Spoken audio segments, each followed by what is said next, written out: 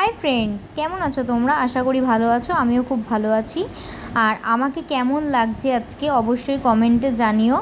আর আমি এখানে মালা আর মিষ্টি নিয়ে রেডি হয়ে গেছি বেরোবো বলে। আর আজকে আমি ফার্স্ট টাইম শ্রাদ্ধ বাড়ির ব্লগ করছি, তো কেমন লাগছে অবশ্যই কমেন্টে জানিও।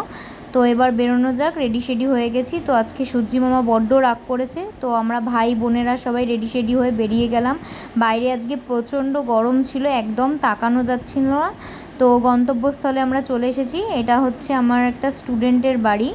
তো এই যে হচ্ছে স্টুডেন্টের দাদু, তারই বাৎসরিক কাজ 1 বছরের, তারই কাজেতে আমরা গেছিলাম। তো এই যে উনি হচ্ছেন আমার স্টুডেন্টের দাদু।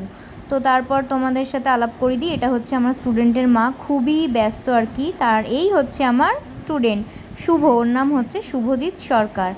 তো চলো, সবার সাথে আলাপ আলোচনা হয়ে গেছে, এবার আমরা খেতে বসে যাই।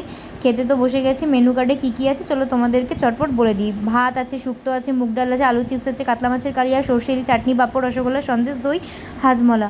উফ বাবারে, তোমাদেরকে বলতে বলতে আমি হাঁপিয়ে গেছি।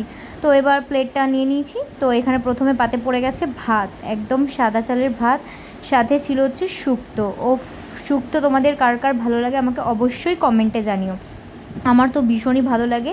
তো শুক্তো দিয়ে খাওয়ার পর পড়ে গেছিলো হচ্ছে ডাল, ভেজ ডাল ফুলকপি দিয়ে, আর সাথে ছিল আলুর চিপস।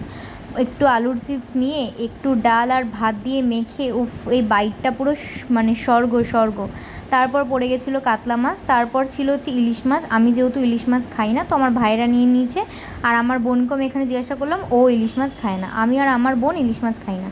তারপর ছিল হচ্ছে আমের চাটনি, আমের চাটনি আর হচ্ছে মশলা পাঁপড় যেটাকে বলে। আমের চাটনিটা খুবই টেস্টি হয়েছিল, প্রত্যেকটা খাবারই অসাধারণ হয়েছিল। তারপর দই আর সন্দেশ খেয়ে আমি আমার ব্লগটা শেষ করলাম।